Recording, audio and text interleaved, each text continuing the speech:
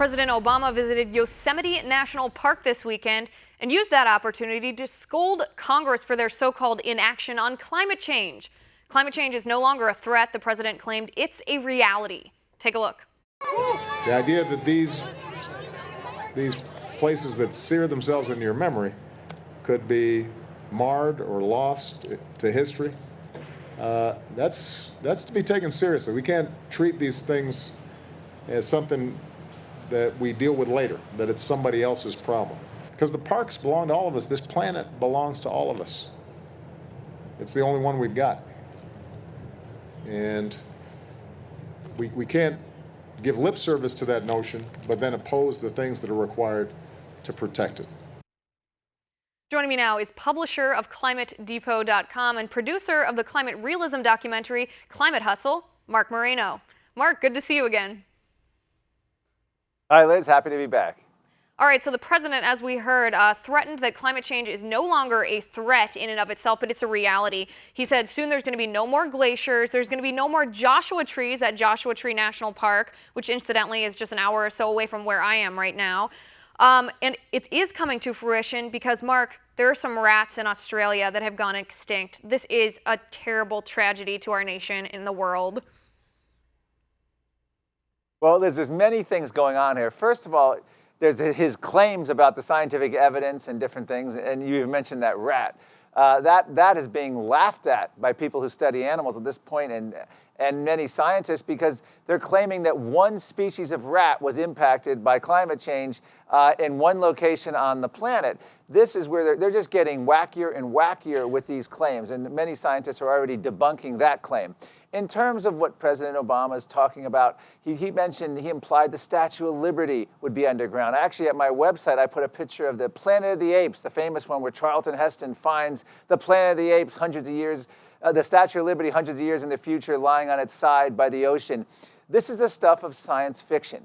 And the biggest fiction of all is that President Obama's claim that his EPA regulations and or a United Nations treaty can save our parks, can save the Statue of Liberty, can save a species of rat in Australia.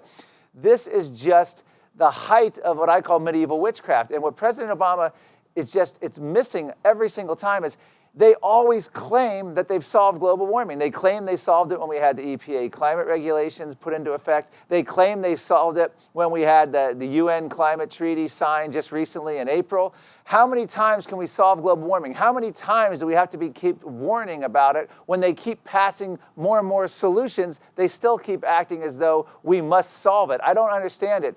We've solved it dozens of times already. Why do they keep saying we need to solve it? It doesn't make sense. We have a UN treaty. We have EPA climate regulations. What more do they want? And of course, they want a lot more. They want a lot more, but here's a question for them. Here's a question for President Obama and for climate change scientists and researchers everywhere. How do they know the Statue of Liberty wouldn't float?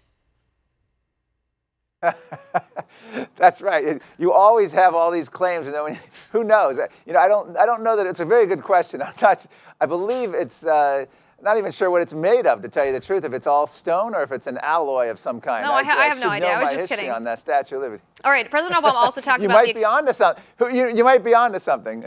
Maybe I am. Who knows? Or maybe it's completely anti-physics. But President Obama also talked about the extreme heat that's been a wave across the United States, but particularly in the Southwest. And he said, if we don't stop burning fossil fuels, this extreme heat that we now just see in the summer, that's going to become typical. Mark, is that accurate? Well, it's anecdotal claptrap nonsense. At the same time we have this heat, Brazil is having one of the coldest winters on record, going into the coldest, just starting their coldest winter on record, or at least in decades and decades. Why not use Brazil as an example of what will happen, with the natural climate variation? It's nonsense when they pick. The United States is less than 2% of the surface of the earth, the continental U.S. When you're talking about a regional heat wave within the United States, you're down to probably less than 1%. So they're using absolute anecdotal evidence to say, hey, we predict many bad things, so let's find a bad weather event, a hurricane, a flood, a drought, a tornado, and say, hey, we're going to have more of those bad things unless we act. This is what they're reduced to. It's kind of like a mob protection racket. You open a new store in a town and they come in and say, hey, a lot of bad things could happen to this store. We need you to pay up now and support us, or bad things could happen. That's literally what President Obama is going around selling. In other words, pay up now, pay more for your energy, pay more to the government, give up more of your freedom to the United Nations, or we're going to rain bad weather upon you. You need to pay up or else bad things will happen. This is the lowest guttural level mob protection racket that has happened throughout the decades in the history of the United States and in parts of Europe. I don't understand how people could fall for such base, cheap rhetoric and nonsense that somehow our federal government or the United Nations could stop a heat wave, save a species of rat from climate-induced catastrophe. It's just nonsense. I mean, I don't know about you. I'm not nonsense. particularly opposed to certain species of rats being extinct. Pretty much my least favorite animal out there. But you bring up a good point. This is always my sticking point. Even if you put the question of what causes global warming or climate change or whatever they're calling it on any given day, even if it is man-made, setting aside that premise, what could the United States unilaterally even do legislatively to stop it? And you and I've talked about this before. I don't think that we could do anything. No, even if we zero out our emissions. And it's funny to watch them duck and evade and sometimes admit, the EPA has admitted repeatedly that not only would U.S. climate regulations, so-called climate regulations, not only would they not impact the temperature or extreme weather, even if you believe the science, they won't even impact global CO2 emissions. We're that insignificant at this point. The whole world is changing. We have India, South America, China. Their emissions are growing by leaps and bounds as they industrialize. To stop them from doing that would be immoral, as you have over 1 billion people without running water and electricity in the world, with high infant mortality, short life expectancy, filthy rivers.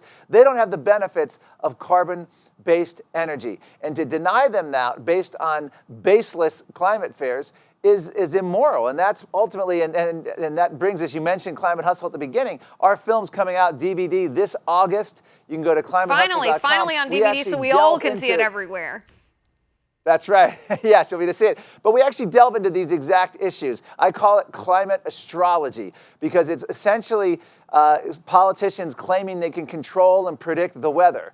And that's essentially what your boardwalk astrologist would do. They can claim that they can predict your future and that things you can do to change your future. If you pay them enough money, they'll give you the secret or they'll give you the clues to that. That's what we've been reduced to with this whole climate issue. Right, and it's like you said, it's actually the most ridiculous platform to institute government control. It's remarkable that people actually buy into this because it's so absurd. You and I have talked before also about how climate change scientists, so-called scientists or researchers, will take any event, whether it's cooling or whether it's heating, and say, oh, that's how it's manifesting today. They don't even stay consistent on what they're talking about to purport their own agenda, which just proves that that's what they're doing, purporting an agenda. Mark, it was great to talk to you, but we are out of time. Thanks for being here. Up next, Iran's made another deal, this time with Boeing, to purchase 100 jets for a tidy price tag of $25 billion. Patrice Lee is here with me next.